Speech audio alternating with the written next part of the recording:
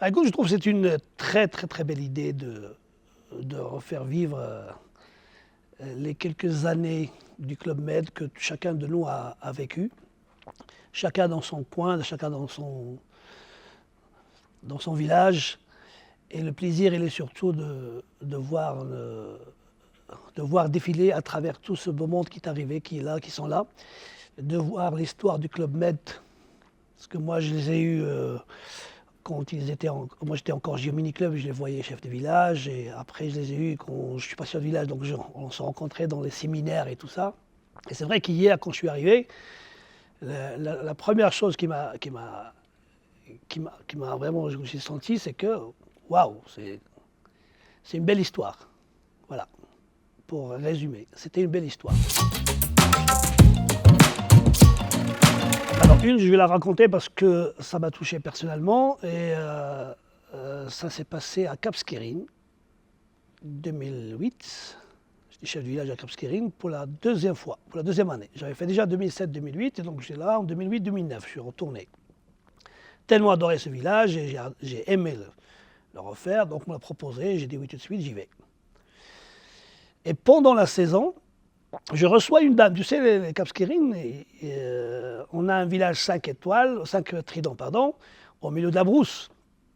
À côté, il n'y a rien de si spécial que ça, et tous les gens vivaient de ce village, ce qui fait venir des clients, donc les restaurants à l'extérieur, tout fonctionne, marchait bien, les discothèques, pareil, les sorties, les balades, grâce au Club Med, qui est implanté en plein milieu de la pauvreté, des gens qui sont à leurs moyens et tout ça. Et un jour, il y a un de mes géobars, il me ramène une dame âgée, très âgée. Et apparemment, cette dame, elle a quelque chose de superstitieux.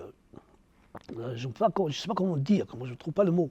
En tout cas, c'est une dame qui dit des choses. Alors, cette dame-là, je suis arrivé au village la deuxième fois, donc tu as le marabout du village qui vient te voir avec un petit cadeau, tu as le chef de la tribu de tel, il te ramène un petit cadeau, donc c'est une tradition là-bas. Chaque chef de village qui arrive, il reçoit ça. Et moi, j'ai reçu une troisième personne, c'était cette dame-là. Elle était, je pense, à peine marché et tout ça. Et je la prends, je fais la bise, je l'accueille, tout ça, super, très bien, une maman, une grande maman. Et il me chuchote dans l'oreille, d'un coup, comme ça, Youssef, ton village sent le feu. Je dis, ok. Ah bon? Oui, il me dit, des zones brûlantes.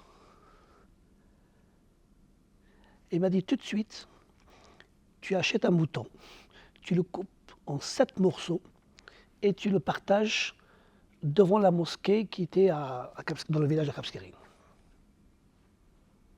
Et moi, je n'y crois pas, je ne suis pas très superstitieux, bien sûr. Je suis croyant. Donc, mais en même temps, j'ai pris le barman qui m'a ramené cette dame, j'ai sorti de l'argent, achète un mouton, coupe-le en 7, distribue. Pour éviter, je dis, bon, si c'est vrai, c'est vrai, si c'est pas vrai, mais au moins je l'ai fait. Un soir, soirée blanche autour de la piscine, avec la présence de le Dira à l'époque, le Dira, je pense que c'était le Dira Vincent Brotens, il y avait Youssef Dari, on est assis à table en train de discuter, on mangeait, on avait spectacle, tout va bien, dans l'ambiance. Et je vois mon chef maintenance qui vient en courant vers moi, il me chuchote, Youssef, ta maison a pris feu. Ma maison a pris feu. Et comme de la piscine, je pouvais voir ma maison un petit peu, parce qu'elle était juste derrière le bar, l'ancien bar du Cap Skirring, pas le nouveau. Et quand je regarde, je vois la fumée qui monte. Je pars en courant. Tout le toit, c'était en chambre, tu sais, le Sénégal. Bon, heureusement, il y avait le dur d'abord, et en dessus du dur, il y avait le chaume décoratif. Donc tout le toit brûlé. Heureusement, on a pu attraper ce feu juste avant qu'il pénètre à l'intérieur, qu'il casse les fenêtres, il rentre et tout ça. Mais quand on a arrêté tout ça, C'était la maison en fumée, mes affaires en fumée. J'ai dû quitter la maison pendant 2 semaines. J'ai dormi dans une chambre GM pendant 15 jours. Et mes habits sont partis à la lingerie tous. Et j'ai passé 15 jours dans une chambre GM. Après, On n'y croit pas, mais quand même. on n'y croit pas, mais quand même, voilà, c'est arrivé. Mais ça ne s'est pas arrêté ici. C'est ça le plus drôle. C'est qu'après, bon, les pompiers sont arrivés, ils ont maîtrisé le feu, tout se passe bien. On porte plainte contre X. Moi, je ne voulais pas porter plainte contre quelqu'un spécifiquement, donc on est sur X, fini, on ne parle plus. Sauf que la scène se répète le jour de la fermeture de l'hôtel, parce qu'on fermait, je pense, vers fin avril, début mai, je pense, un truc ça. Le dernier vol, moi, je pars dans le dernier vol. C'est Cap Skirring, on prenait le vol Cap Skirring Sénégal, Dakar. Cap Skirring Dakar, et Dakar, chacun prend son... Alors moi, j'ai pris le dernier vol avec les derniers GM. J'ai fait les départs, j'ai fait tout ça.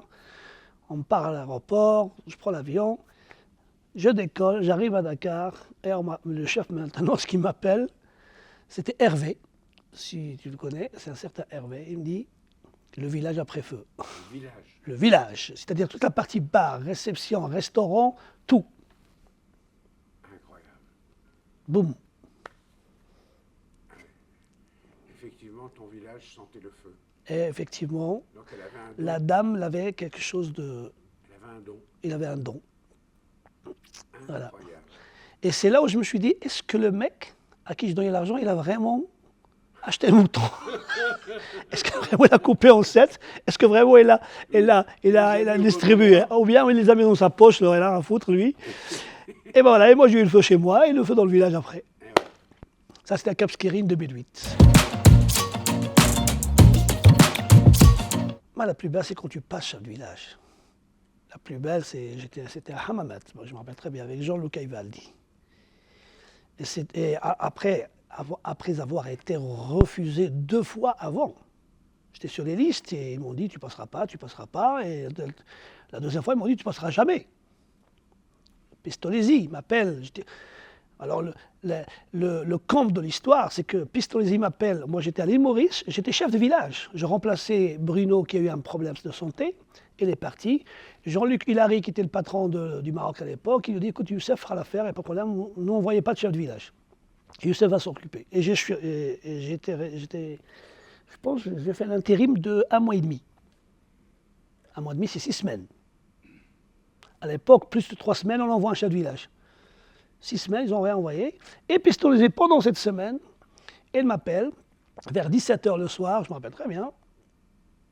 Et il me dit, écoute Youssef, on vient de sortir du comité de passation au chef de village, et malheureusement, écoute, ça a été décidé que tu passeras jamais. Il faut que tu passes me voir quand tu as le temps à Paris, qu'on puisse parler de ta carrière, où est-ce qu'on va l'orienter. Et moi je lui réponds, écoute, je pense que vous n'avez pas compris, mais c'est ce que je veux. Donc je vais vous laisser, et je vais parler avec Patrick Calvet. Merci, au revoir, et je raccroche. Net, sec. Et le soir même, je devais faire le Prestibidon sur scène. Je te jure, c'est la tête de ma mère. Il y avait un cabaret et je devais faire le Prestibidon sur scène. Avec cette nouvelle que je passe pas chez le village, alors que c'était ma 2e fois, déjà. Bon, après, j'ai appelé Rico Pauletti, j'ai appelé Bruno Ghilardi, je leur ai dit voilà ce qui se passe. Et là, ils n'étaient pas très contents non plus. Ils ont fait bouger le téléphone et Patrick Calvet m'appelle. Avec Pistolesi. Je pense que ça a été 1 heure après.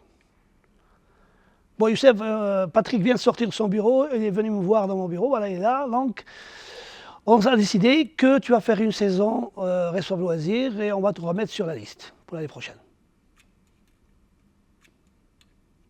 Donc, j'ai eu 2 émotions en 1 heure de temps. Énorme. Tu ne passeras jamais et on te remet sur la liste. 1 heure après, on te remet sur la liste. Bon, je sais qu'après, Bruno a intervenu, Rico, Jean-Luc Hilary, ils ont tous fait la... Hein, tac, tac, tac, tac. Et ça m'a redonné un peu envie, même si je n'étais pas super content du fait que j'ai raté encore la liste, cette liste-là. Et l'année d'après, je suis parti en Tunisie, à Hammamet, et je passe la saison. Et on avait la chance, il y avait le Direx qui se passait à Hammamet, donc tout le monde est venu. À l'époque, il y avait Salomon, Je ne me rappelle plus comment s'appelle celui-là qui est parti après à Coca, je sais pas, non, il est parti à Partouche. Comment il s'appelait celui qui est parti à Partouche, je ne me rappelle plus. Enfin bon, ils étaient En tout cas, tous là. ils étaient tous là. Boum. On a fait une ouverture un peu merdique comme d'habitude, à Hammamet, avec un village qui n'était pas prêt, et les clients étaient là. Mais à la fin, on a pu, quand même, on a résisté, ça s'est très bien passé, donc ils ont apprécié, et ils m'ont annoncé que je passerai chef de village, ça y est, À l'époque, officiellement. on disait que les hommes qui arrivaient à supporter le fait de ne pas être nommé chef de village quand ils pensaient devoir l'être, Ouais. et qui supportaient la pression d'attendre encore un peu, c'est ceux-là qui pouvaient supporter les plus grandes difficultés Exactement. dans leur métier de chef de village. Ah, d'après. exactement. Après, c'était très facile, crois-moi. Bon, la première année, ça touche dans le village, tu as envie de prouver, mais après, c'est bon. Tu t'amuses, tu te fais plaisir. Et c'est ça le génie du club, tu te fais plaisir.